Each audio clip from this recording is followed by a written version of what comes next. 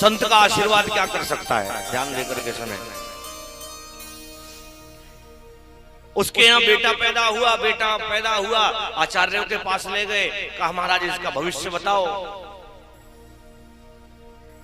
कहा इसकी आयु तो बहुत कम है।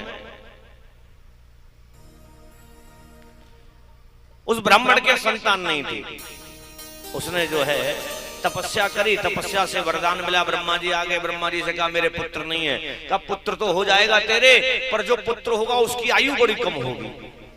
कहा कितने वर्ष की होगी महाराज? कि 5 वर्ष की आयु होगी बस। कहा कोई बात नहीं, आप पुत्र तो दो, उस समय वो भी देखा जाएगा क्या होगा।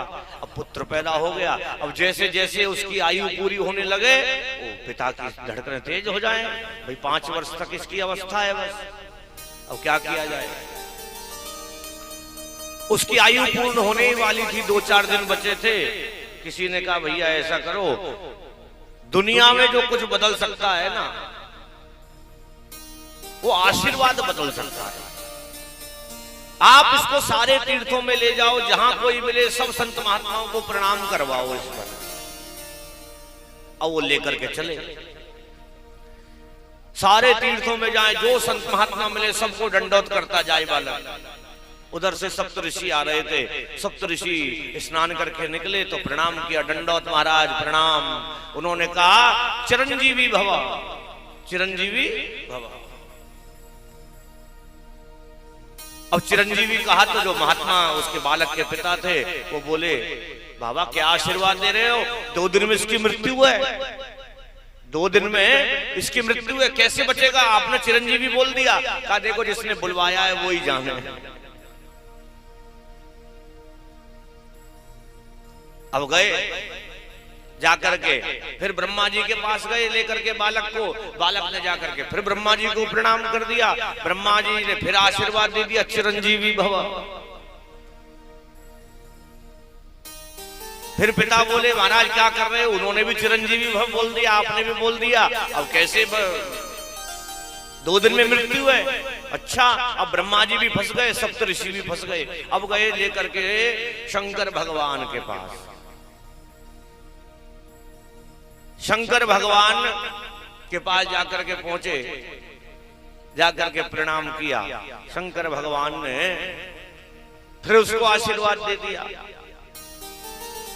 फिर बोला इसकी 2 दिन में मृत्यु है। और शंकर भगवान को भी फंसा लिया। ब्रह्मा जी फंस गए, शंकर भगवान फंस गए, सप्तऋषि फंस गए।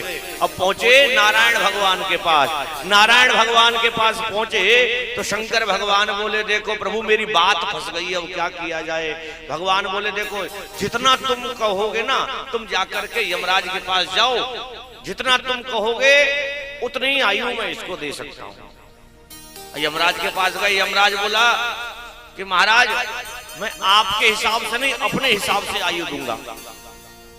भगवान शंकर बोले नहीं नहीं, मेरे हिसाब से आयु देनी पड़ेगी। अब भगवान शंकर का एक दिन कितना?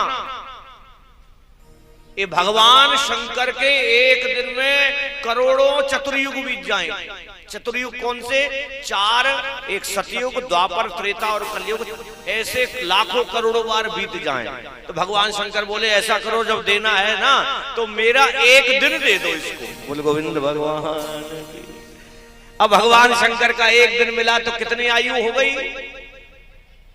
सारे कितने कितने युग, कितनी कितनी बार बीत गए, पर उस बच्ची की आयु पूरी नहीं हुई, जिनका नाम हुआ मार्कंड ऋषि।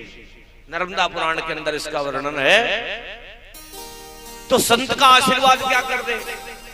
अब जैसे ही भोजन पाया डकार ली, डकार लेते ही आशीर्वाद दे दिया पुत्रवान भव। नंद बाबा बोले अरे महात्माओं तुमने गजब कर दियो, मैं 90 साल को डोकरा है वो, मेरे अभी तक छोरा ना है भयो, कहां ते जाएगो? ब्रजवासी बोले बाबा तेरे छोरा ना है? ना। तो बाबा